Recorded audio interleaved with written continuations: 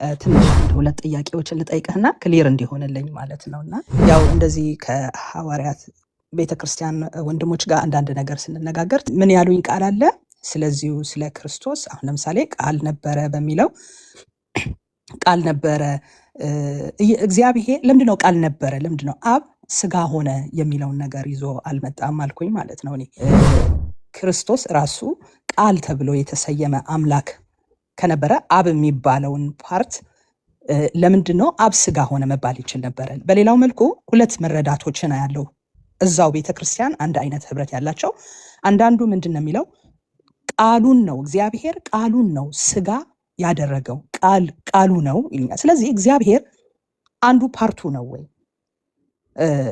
አንዱ ፓርቱን የራሱን አንድ ፓርት ልኮ ነው ስጋ ያደረገው? እኔ ትንሽ ክሊር ኮንፊውዝ ስለሚያደርገኝ ነው ማለት። ሌላው ምን ሲል ሰማዋለሁ ኢየሱስ መንፈሱ ነው አብ ስጋው ደግሞ ያው ወልድ ተብሎ ይጠራል የሚል ትንሽ ራሳቸውም ውስጥ ትንሽ የተጋጨ ነገር ሳይኖር ይቀራል ብዬ ጠራጠራለሁ ማለት ነው። ምናልባት በሐዋርያት ቤተክርስቲያን አረዳድ ደግሞ የተቆረሰ ነገር አንድ ፓርት ነገሩን የፈጠረው ማለት ቃሉ ማለት ምን ማለት ነው? ቃሉን የፈጠረው የሚለውን አብራራልኝ። ሁለተኛዋ ጥያቄ ልስጥህና ከዛ አንተ ታስረዳኝና ጊዜህን አልበላም ማለት ነው። ምን ይላል ዮሐንስ 14:23 ላይ የሚወደኝ ቢኖር ቃሌን ይጠብቃል፣ አባት የሚወደዋል፣ ወደ እርሱም እንመጣለን፣ በእርሱ መኖሪያ እናደርጋለን የሚለው ለምንድን ነው? እመጣለሁ በእርሱም መኖሪያን አደርጋለሁ ብሎ ማጠቃለል ይችላል። ይሄ እኔ ማለት ይችላል ነበር። ለምንድን ነው እኔም አብም መጥተን በዛው እናድራለን የሚለውን ትንሽ ክላሪፋይ አድርግልኝ። እግዚአብሔር ይባርክ።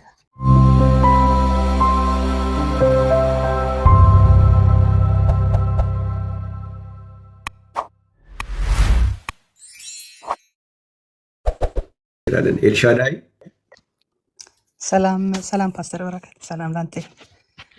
ሰላም መልካምሽ። ብዙ ጊዜህን እንዳልጨርስ ትንሽ አንድ ሁለት ጥያቄዎችን ልጠይቅህና ክሊር እንዲሆንልኝ ማለት ነውና ያው እንደዚህ ከሐዋርያት ቤተክርስቲያን ወንድሞች ጋር አንዳንድ ነገር ስንነጋገር ትንሽ ምን ያሉኝ ቃል አለ ስለዚሁ ስለ ክርስቶስ አሁን ለምሳሌ ቃል ነበረ በሚለው ቃል ነበረ እግዚአብሔር ለምንድነው ቃል ነበረ ለምንድነው አብ ስጋ ሆነ የሚለውን ነገር ይዞ አልመጣም አልኩኝ ማለት ነው። እኔ ክርስቶስ ራሱ ቃል ተብሎ የተሰየመ አምላክ ከነበረ አብ የሚባለውን ፓርት ለምንድነው አብ ስጋ ሆነ መባል ይችል ነበር? በሌላው መልኩ ሁለት መረዳቶችን ያለው እዛው ቤተክርስቲያን አንድ አይነት ህብረት ያላቸው አንዳንዱ ምንድነው የሚለው ቃሉን ነው እግዚአብሔር ቃሉን ነው ስጋ ያደረገው ቃሉ ነው ይልኛል። ስለዚህ እግዚአብሔር አንዱ ፓርቱ ነው ወይ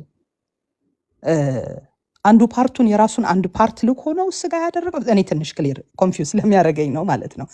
ለምንድን ነው ቃሉን ስጋ ያደረገው? ሌላው ደግሞ ምን ሲል ሰማዋለሁ ኢየሱስ መንፈሱ ነው አብ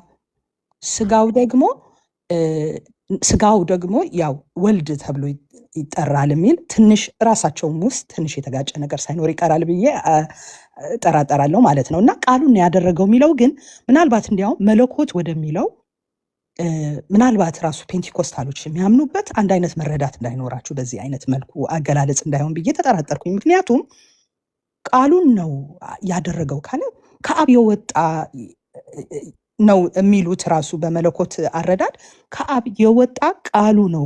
ቃል የሆነው ደግሞ ሁሉን የፈጠረው በቃሉ ክርስቶስ ነው የፈጠረው። ያ ቃል ነው የፈጠረው እኮ ይላሉ በፔንቲኮስታልም። ግን ቃሉን ነው ያደረገው እንጂ ቃሉን ነው ከተባለ ከኔ የሚወጣ ቃል ነው እንጂ እኔ ላልሆን እችላለሁ ማለት ነው የሚገባኝ። ግን መለኮት አሰራር ላይ እስከመጣ አንድ አይነት መረዳት ነው የሚኖረው ማለት ነው። ከውስጡ ነው የወጣው ነው የምንለው እኛም እኮ ከውስጡ የወጣው ቃል ነው ነገሮች በእርሱ የተፈጠሩት ነው የሚለው።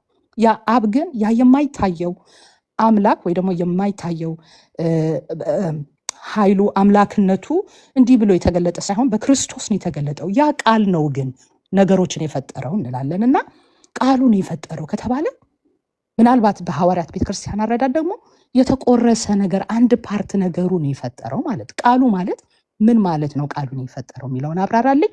ሌላው ደግሞ ሁለተኛዋ ጥያቄ ልስጥህና ከዛ አንተ ታስረዳኝና ጊዜህን አልበላም ማለት ነው። ምን ይላል ዮሐንስ 14:23 ላይ ኢየሱስም የሚለው ነገር አለ። እኔን የሚወደኝ ቢኖር ቃሌን ይጠብቃል፣ አባቴም ይወደዋል፣ ወደ እርሱም እንመጣለን፣ በእርሱ መኖሪያ እናደርጋለን የሚለው ለምንድን ነው? እመጣለሁ በእርሱም መኖሪያን አደርጋለሁ ብሎ ማጠቃለል ይችላል። ይሄ እንግዲህ በአካል በነበረበት ሰዓት ሲናገረው ያው ካረገ በኋላ ያው አሁን ህያው በሆነበት መጥቶ በሚያድርበት በእኛ ውስጥ እኔ ማለት ይችላል ነበር። ለምንድን ነው እኔም አብም መጥተን በዛ ውስጥ እናድራለን የሚለውን ትንሽ ክላሪፋይ አድርግልኝ። እግዚአብሔር ይባርክ። ሌላ ጥያቄ ካለ ሌላ ጊዜ እመለሳለሁ። ኦኬ ኤልሻዳይ፣ እስቲ እንግዲህ ምንድን ነው ጥሩ ጥሩ ጥያቄዎች ናቸው። እስኪ ዮሐንስ ወንጌል ምዕራፍ 1 ላይ ተመለሽና እንግዲህ የተለያዩ ሰዎች የሚሉትንም ሀሳብ እየገለጽሽ ስለሆንሽ የተናገርሽው አሁን በመጀመሪያ ቃል ነበረ የሚለው ያው ኮምፔር እያደረግሽ ነው የእኛንና የሥላሴ አማኞችን እንትን እያደረግሽ ነው። በቃል ነበረ የሚለው እግዚአብሔር ወልድ ነበረ ነው አይደለ ሀሳቡ? ያው እግዚአብሔር ወልድ የሆነው ቃል ተብሎ ነበር የሚጠራው ማለት ነው። ምን ማለት ነው? አሁን አብ ነው የሚል እሱ አብ ነው አይደለ እንዴ? እሱ ነው እሱ ጋር ለመምጣት ነው እንደሱ አይደለም። ግን እሱ ጋር ለመምጣት አሁን የዛኛው ኮንሰፕቱን ኮምፔር ኮንትራክት እያደረግሽ ስለሆነ ያለው እንዲገባኝ ነው። አሁን በመጀመሪያ ቃል ነበረ የሚለው እግዚአብሔር ወልድን ነው አይደል? ኦኬ። ቃልም በእግዚአብሔር ዘንድ ነበረ ስንል እግዚአብሔር የተባለው ማንን ነው የሚሉት? ቃልን እግዚአብሔር ወልድ ነው ብለናል። ይሄ ቃል በእግዚአብሔር ዘንድ ነበረ የሚለው የኛው እግዚአብሔር የሚለው ማንን ነው የሚሉት? አዎ አሁን በዛው በፔንቴኮስታል ያለው መረዳት ቃልም ራሱ እግዚአብሔር ነው። ችግሩ አሁን አብም እግዚአብሔር እሱ ጋር እንመጣለን መጨረሻ ላይ እዛ ጋር ይላሉ። ግን ይሄ እግዚአብሔር የሚባለው ቃልም በእግዚአብሔር ዘንድ ነበረ ሲል ቃል የሚለው እግዚአብሔር ወልድ መሆኑን አይተናል። ቃል በእግዚአብሔር ዘንድ ነበር የተባለለት እግዚአብሔርስ ማንን ነው የሚያመለክተው? እንግዲህ መረዳት አይደለ? እሱ ቃል የተባለውም ራሱ በአባት ዘንድም ነበር። ያው እንደዛ አይነት መረዳት ነው ያለው ማለት ነው። ስለዚህ የኛው ቃል በአባት ዘንድ ነበረ ብሎ ነው የሚረዱት ማለት ነው። አዎ ቃልም እግዚአብሔር ነበረ፣ እሱም ራሱ እግዚአብሔር ነው። ስለዚህ መለኮት ይባላል ነው። እና ይሄ አሁን ይሄ ዘንድ የሚለው ራሱ ምንን ያመላክታል? እንዴት ትረዳዋለህ? አንተ አብራራልኝ። ወደ አንተ እንትኑን ለማግኘት እኮ ነው። ስለዚህ አሁን ምን ሆነ? ግልጽ ሆኖልኛል። ስለዚህ እዚህ ጋር በመጀመሪያ እግዚአብሔር ወልድ ነበር። እግዚአብሔር ወልድ በእግዚአብሔር አብ ዘንድ ነበረ። ከዛ እግዚአብሔር ወልድ እግዚአብሔር አብ ነበር። እግዚአብሔር አብ ነበረ ሳይሆን ራሱ የእግዚአብሔር ነው የቻለው እግዚአብሔር አምላክ ነው ለማለት ማለት ነው። ከላይ ቃልም በእግዚአብሔር ዘንድ ነበረ ስንል እኮ ይህ ቃል በእሱ ዘንድ ነበረ የሚባለው እግዚአብሔር አብ ነው አለ አይደለ? አሁን እግዚአብሔር በሚለው ፋንታ አባቱን ነው አብን ነው አለ። አብ ማለት ደግሞ እግዚአብሔር አብ ማለት ነው አይደለ? ስለዚህ ቃል የሚለው ደግሞ ወልድን ነው። ስለዚህ እግዚአብሔር ወልድ ነው። ስለዚህ በመጀመሪያ እግዚአብሔር ወልድ ነበረ። እግዚአብሔር ወልድ በእግዚአብሔር አብ ዘንድ ነበረ። ከዛ እግዚአብሔር ወልድ ደግሞ እግዚአብሔር አብ ነበረ ነው የሚሆነው። እግዚአብሔር የሚለውን እግዚአብሔር አብ ነበረ የሚለውን ሳይሆን ራሱም ኔቸሩ እግዚአብሔር ነው። አሁን አየህ መለኮት ነው የሚባለው አይደለም? መለኮት ሲባል መለኮት እግዚአብሔራዊ። አሁን እኔ መረዳቱ እንዲስተካከልልኝ ስለመፈልግ ስታንዳርድ እንዳይሆን አሁን እኔ ምን መሰለሽ እዚህ ጋር የምናስገባው ነገር በዚህ ቦታ ላይ እዚህ ክፍል ዮሐንስ ወንጌል ምዕራፍ 1 ቁጥር 1 ላይ እግዚአብሔር ለሚለው ቃል የምንሰጠው ዴፊኒሽን ቃል ለሚለው የሰጠውን ዴፊኒሽን ነው ተከትዬ የሄድኩት። ቃል የሚለውን እግዚአብሔር ወልድ ነው ካልነው፣ ቃል ደግሞ በእርሱ ዘንድ ነበረ የሚባለውን እግዚአብሔር አብ ነው ካልነው፣ እግዚአብሔር ለሚለው ቦታ እግዚአብሔር አብን ሰጠን፣ ቃል ለሚለው ቦታ ደግሞ እግዚአብሔር ወልድን ሰጠን። እሺ፣ ስለዚህ በዛ ዴፊኒሽን መሰረት ስንሄድ በመጀመሪያ እግዚአብሔር ወልድ ነበረ። እግዚአብሔር ወልድ በእግዚአብሔር አብ ዘንድ ነበረ። እግዚአብሔር ወልድ ደግሞ እግዚአብሔር አብ ነበረ ነው የሚሆነው። ወይ ደግሞ እግዚአብሔር ወልድ እግዚአብሔር አብ የሚለውን እንቶ ከተባለ ደግሞ ቃል የሚለውን ወልድ ነበረ። ወልድ በአብ ዘንድ ነበረ። ምክንያቱም ቃል የሚለው ወልድ ነው፣ እግዚአብሔር የሚለው ደግሞ አብ ነው ስለተባለ ወልድ በመጀመሪያ ወልድ ነበረ፣ ወልድ በአብ ዘንድ ነበረ፣ ወልድ አብ ነበረ ነው የሚሆነው። ያ ቃል መለያው ያ ወልድ የሆነውን መለያው የነበረ ቃል ተብሎ ይጠራበት የነበረ ነገር አልነበረም? ካልሆነ ለምንድን ነው አብ ሆኖ ራሱ አብ ስጋ ሆነ ተብሎ ያልተጠቃለለ? ምክንያቱም ይሄ ነገር በጣም ተፋፍሎናል። እኔ አሁን ያብራራውልሽ እዚህ ጋር ያየሁት ምንድን ነው፣ በዛኛው በኩል ባለው ኮንሰፕት እንሂደው ብለን ካለን ደብል ስታንዳርድ ሳይኖረው በሚሉት መንገድ እንሂድ ቢል አያስኬድም ነው። እግዚአብሔር ወልድ አድርገን ብንቀይረው፣ አብ አድርገን ብናስቀይረው በመጀመሪያ ወልድ ነበረ፣ ወልድ በአብ ዘንድ ነበረ፣ ወልድ አብ ነበረ ወደሚል ነው የሚመጣው። እግዚአብሔር ወልድ አድርገን ብንቀይረው ለምንድን ነው አብ ማጠቃለያ የሆነው የመጨረሻ እግዚአብሔር ነበረ ስለሚል ነው? እግዚአብሔር ለሚለው ቦታ አብን ሰጠነው አይደል? ስለዚህ እንደዛ በምታደርጊበት ጊዜ በመጀመሪያ እግዚአብሔር ወልድ ነበረ፣ ከዛ እግዚአብሔር ወልድ በእግዚአብሔር አብ ዘንድ ነበረ፣ ከዛ እግዚአብሔር ወልድ እግዚአብሔር አብ ነበረ ነው የሚሆነው። እግዚአብሔር ለሚለው እግዚአብሔር አብን ነው ካልን፣ ቃል የሚለውን ደግሞ እግዚአብሔር ወልድ ነው ብለን ካስገባ ነው በዚህ መንገድ ነው የሚመጣው። አይ አብና ወልድ ብቻ ይባል፣ እግዚአብሔር ወልድ እግዚአብሔር አብ አይባል፣ ቃል የሚለውን ወልድ ብቻ እንበለው፣ እግዚአብሔር የሚለውን ደግሞ አብ ብቻ እንበለው ካልን ደግሞ በመጀመሪያ ወልድ ነበረ፣ ወልድ በአብ ዘንድ ነበረ፣ ወልድም አብ ነበረ ወደሚል ነው የሚመጣው። ስለዚህ ይሄ የሚያስኬድ ኦኬ፣ እንደ ካልኩሌሽን ነው የሚሆነው። ያው መረዳቶች ግን የተለያዩ ስለሆኑ ማለት ነው። እሺ እንሂድና ወደ እንትኑ ወደኛ እንምጣ። ወደ ንጽጽሩ ስላስገባሽኝ የንጽጽሩን መንገድ በደምብ እንየው ከተባለ ምን እንደሚመስል እንድናየው ነው። ወደኛ ስንመጣ የጠየቅሽን ምን አለ? ስጋውን ወልድ ይሉታል፣ እሱንም እንዴት ታየዋለህ? አብስ ለምን አብ ስጋውን አልተባለም የሚል ነገር አንስተሻል። እስኪ እንግዲህ ሮሜ መጽሐፍ ላይ ምዕራፍ 5ን እስኪ አውጪው። እንግዲህ ብዙ ስለሰማሽ ሀሳቦች ብዙ ስለሰማሽ አሁን በሀሳብ ሳይሆን መናገር የምፈልገው ጥቅሶቹን እያወጣን እናንብባቸው። አሁን ሮሜ ምዕራፍ 5 ላይ ቁጥር 10ን እስኪ አውጪው። እሺ ሮሜ 5 ላይ ቁጥር 10። እሺ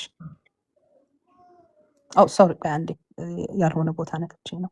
ሮሜ ቁጥር 10 ኦኬ። ጠላቶች ሳለን ከእግዚአብሔር ጋር በልጁ ሞት ከታረቅን ይልቁንም እስከታረቅን በኋላ በሕይወት እንድናለን። እሱም ፓርት ነው። እሺ አሁን እዚህ ላይ ጠላቶች ሳለን እኔ ሞትና ትንሣኤውን በሱ ብቻ ስለ ወልድ ያለን ነገር ለምን አሁን ሰዎች ከሚሉት ጋር እንዴት እንደሚለይ ለማሳየት ነው። ጠላቶች ሳለን ከእግዚአብሔር ጋር በልጁ ሞት ታረቅን ይላል። ስለዚህ የሞተው ልጁ ነው። በልጁ ሞት ነው የታረቅነው ይለናል። ይሄ ሮሜ ነው፣ ሐዋርያው ጳውሎስ መልእክት ነው። ይህንንና ምኑን ነው ያየነው እኛ? ቆላሲያስ ምዕራፍ 1ን ከቁጥር 21 ጀምሮ ካለው ጋር ነው ያየነው። እስቲ ቆላሲያስን አውጪውና ደግሞ ምዕራፍ 1ን እዚህ ሮሜን ሳትረሺው ቆላሲያስ ምዕራፍ 1 ቁጥር 21 ላይ እዚህ ላይ ምንድን ነው የሚለው? እስኪ አንብቢው። እናንተንም ነውርና ነቀፋ የሌላችሁ ቅዱሳን አድርጎ በእርሱ ፊት ያቀርባችሁ ዘንድ በፊት የተለያችሁትን ክፉ ስራችሁን በማድረግ በሀሳባችሁ ጠላቶች የነበራችሁትን አሁን በስጋው ሰውነት በሞቱ በኩል አስታረቃችሁ። አሁን እዛ ላይ ጠላቶች ሳለን ከእግዚአብሔር ጋር በልጁ ሞት ታረቅን አለ። እዚህ ደግሞ በሀሳባችሁ ጠላቶች የነበራችሁትን አሁን በስጋው ሰውነት።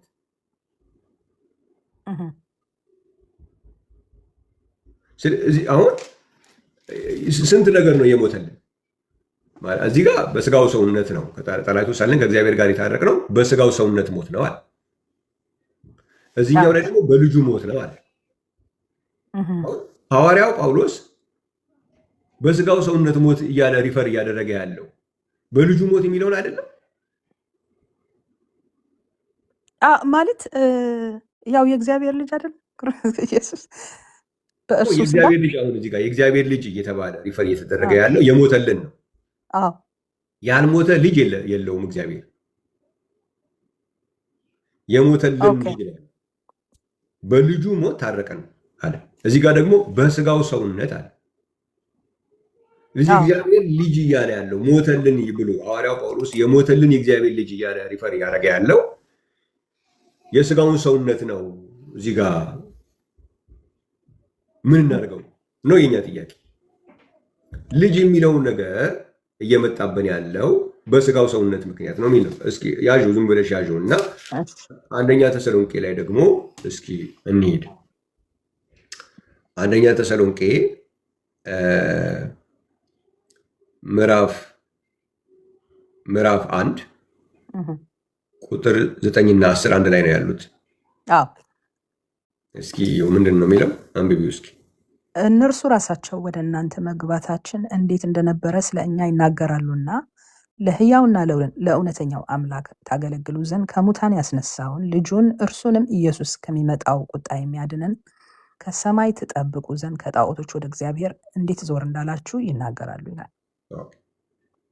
እዚህ ጋር ለእውነተኛ አምላክ ታገለግሉ ዘንድ ብሎ ከሙታንም ያስነሳውን ልጁን እርሱም ኢየሱስ ክርስቶስን ይላል። አሁን ከሙታን ያስነሳው እውነተኛ አምላክ ከሙታን ያስነሳው ማንን ነው የሚለው? ልጁን።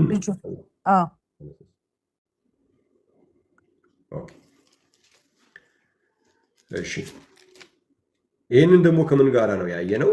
መንፈሳዊውን ነገር ከመንፈሳዊ ነገር ጋር አስተያዩ ስለሚለን ሌላ ያደረግነው ምንድን ነው? ዮሐንስ ወንጌል ምዕራፍ 2 ጋራ ነው ያየነው። ዮሐንስ ወንጌል ምዕራፍ 2 ቁጥር 19 ላይ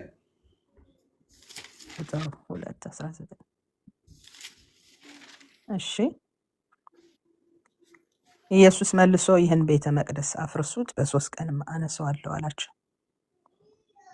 ስለዚህ አይሁድ ከ46 ዓመት ጀምሮ ይሰራ የቤተ መቅደስ ከ46 ዓመት ጀምሮ ይሰራ ነበር፣ አንተ ሰው 3 ቀን ታነሳዋለህ አሉት። እርሱ ግን ስለ ሰውነቱ ቤተ መቅደስ ይል ነበር ይላል። ስለዚህ ኢየሱስ እዚህ ላይ በአንድ አካል ላይ ሲፈልግ እንደ አባት ሲፈልግ እንደ ልጅ ነው የሚናገረው ማለት ነው። እሱ ፓርት ላይ አይደለም ያሉት። አሁን ስለ ሰውነቱ ልጁ የሚለውን ነገር በምታብረሩበት ጊዜ ከሰውነቱ ጋር ነው የምታገናኙት እናንተ የሚለውን ነው። አሁን እዚህ ጋር ከሙታን ያስነሳው ተሰሎንቄ ላይ ልጁን ነው ከሙታን ያስነሳው አለ። እዚህኛው ላይ ደግሞ አፍርሱት አነሳዋለሁ ብሎ ስለምኑ ይናገር ነበር አለ? ስለ ሰውነቱ አለ። ስለዚህ ከሙታን ያስነሳው ልጁ የሚለው ሰውነቱን ሪፈር እያደረገ ነው እንጂ መለኮት መቼ ሞቷል እንዴ? መለኮት አይ መለኮት አልሞተም። ታዲያ ተነስ ልጁን አስነሳው ሲል ምኑን ነው ያስነሳው? ሰውነቱን ነው የሚለው። ስለዚህ ልጅ በምንልበት ጊዜ ስለ ሌላ አካል እኛ በፍጥረታዊ የኛ ምድራዊው እኛ ልጅ ስንል እኔ ልጅ አለኝ ያንቺን አላውቅም ሌላ ነው ከኔ ሌላ ነገር ነው እንጂ ሰውነቴን ልጅ አይደለም። እኔ ልጅ ብለው ከኔ በተለየ አካል የሚኖር ትናንት ሕፃን የነበረ አሁን እያደገ የሚሄድ ሌላን አካል ነው። አሁን ወደዚህ ወደ መንፈሳዊው ነገር ግን ስንመጣ ልጁን አስነሳው የተባለው ነገር ሰውነቱ ሆኖ እያገኘነው ነው። የኛና እኛ ልጅ የምንለው ነገር በእኛ ቋንቋ በምድራዊ ልጅና አባት የምንለው አይነት አይደለም። እዚህ የአብና የወልድ ልጅ የሚባለው ነገር የግዴታ እኛ የለመድነው እንደዚህ ስለሆነ በእኛ መንገድ ነው፣ እኛ በለመድነው መንገድ ይተርጎም የሚል ነገር ነው። ከሌላው ጋር ያለ እኛ እኮ ልጅ ካለ እኮ ሌላ ነው፣ አባት ካለ ሌላ ነው። እሱ ዝም ብሎ ስጋ ምናምን ይላሉ ምናምን ይላሉ። ምን ከስጋ ጋር ናፍቆት የለንም እኮ እሱ አይደለም ሰውነቱ ለማለት ነው። ስጋ የሚለው ቃል መጽሐፍ ቅዱስ ውስጥ ቃል ስጋ ሆነ ሲልም የሆነ እኮ አንድ የሆነ ስጋ የሚባለው እዛ ጋር ዝም ብሎ አንድ ቆዳ ማለት አይደለም።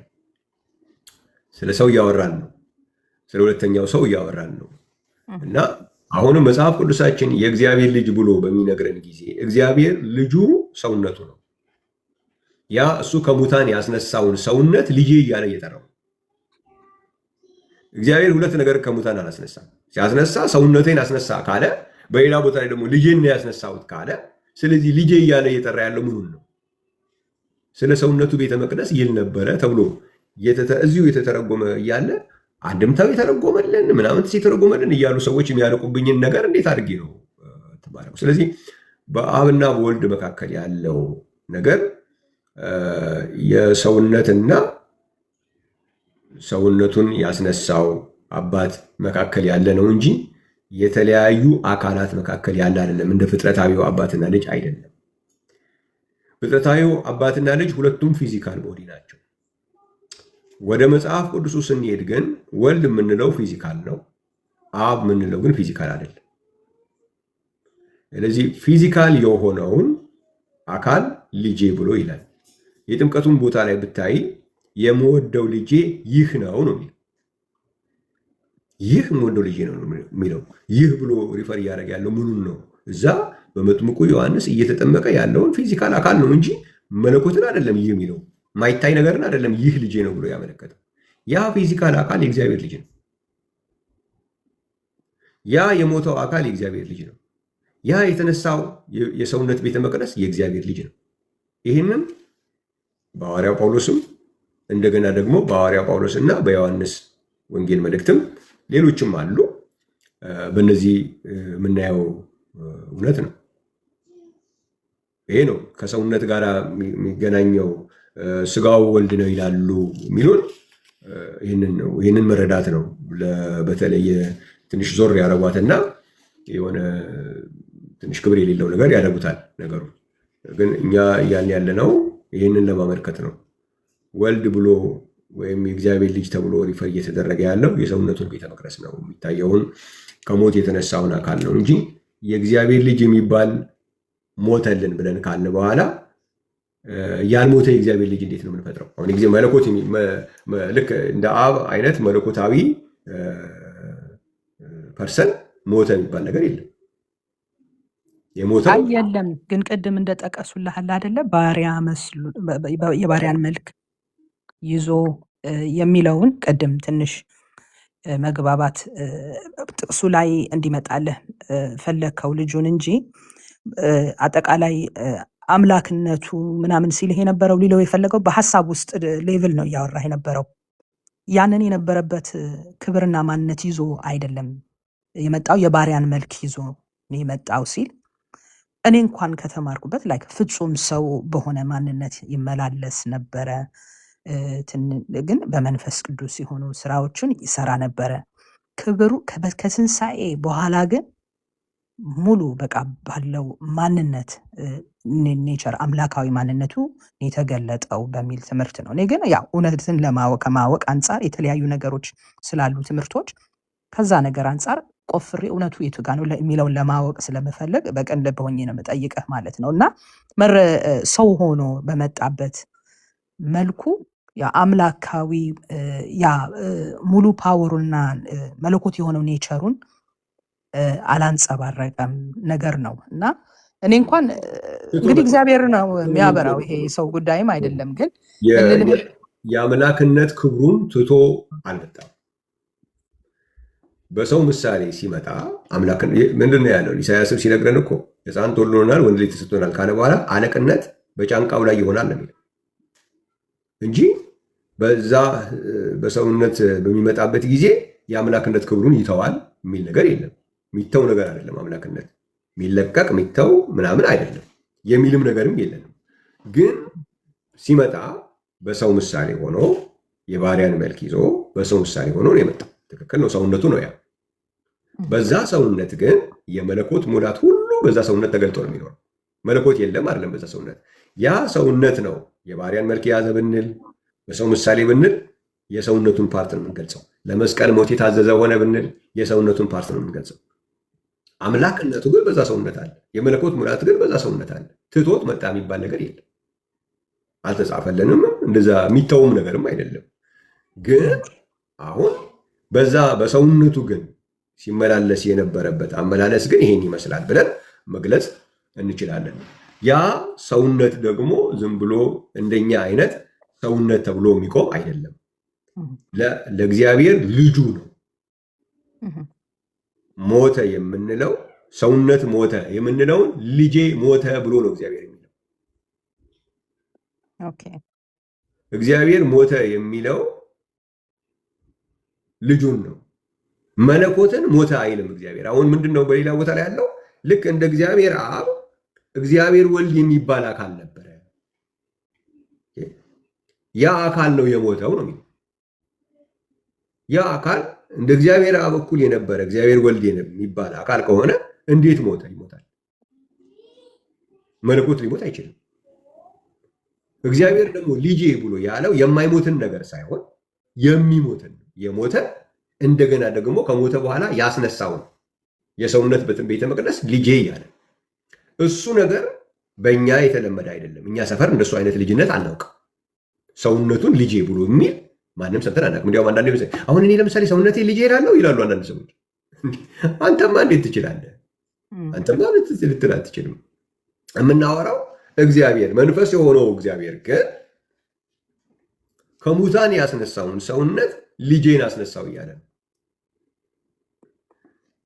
ለእኛ ለኃጢአታችን የሞተውን ደግሞ ልጄ ሞተ እያለ ነው።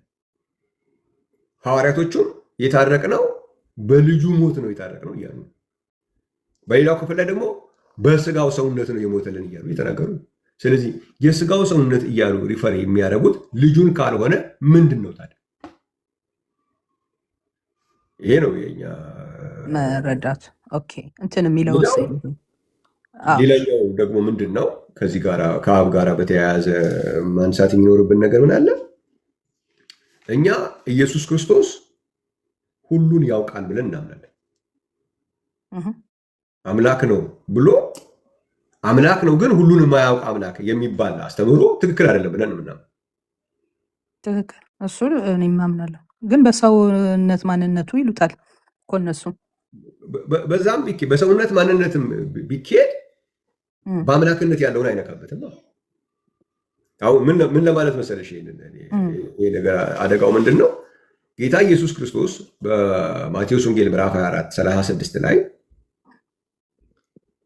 ስለዛች ቀን ወይም ስለዛች ሰዓት ከአባት ብቻ በቀር ማንም አያውቅም አለ። ሰማያዊ መላእክትም ቢሆን ልጅም ቢሆን ማንም የሚያውቅ የለም ከአባት ብቻ በቀር አለ። አሁን ኢየሱስን ወልድ ብቻ አድርጎ ያስቀመጠ ቴዎሎጂ ኢየሱስ ሁሉን ያውቃል ማለት እንዴት ይችላል? ቢያንስ የመጨረሻውን ቀን አያውቅም። ምክንያቱም አብ አይደለማ ኢየሱስ። ኢየሱስ ሁል ጊዜ ወልድ ብቻ ስለሆነ የመጨረሻውን ቀን ደግሞ ለማወቅ አብ መሆን ይጠይቃል።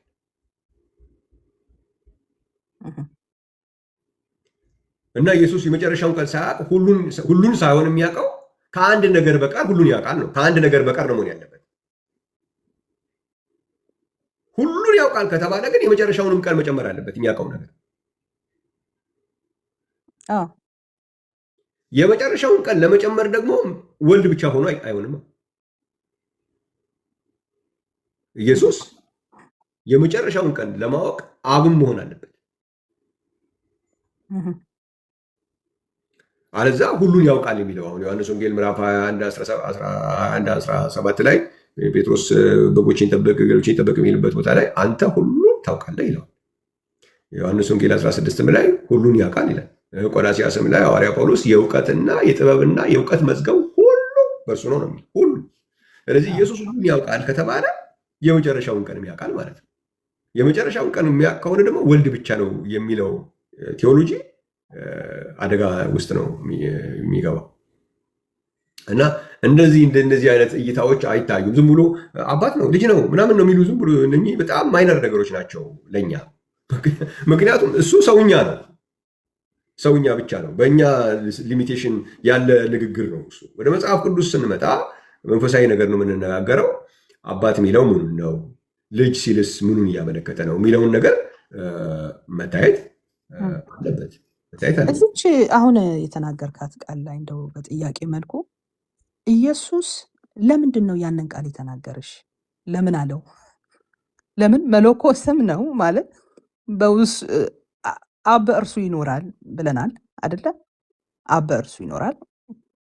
ኦኬ፣ በዛው ስጋ ያለው አብ ነው ማለት ነው። እና ይህንን የሚያውቀው አብ ነው። ለምንስ አለ? እሺ ለምንድን ነው እንደዛ ያላቸው?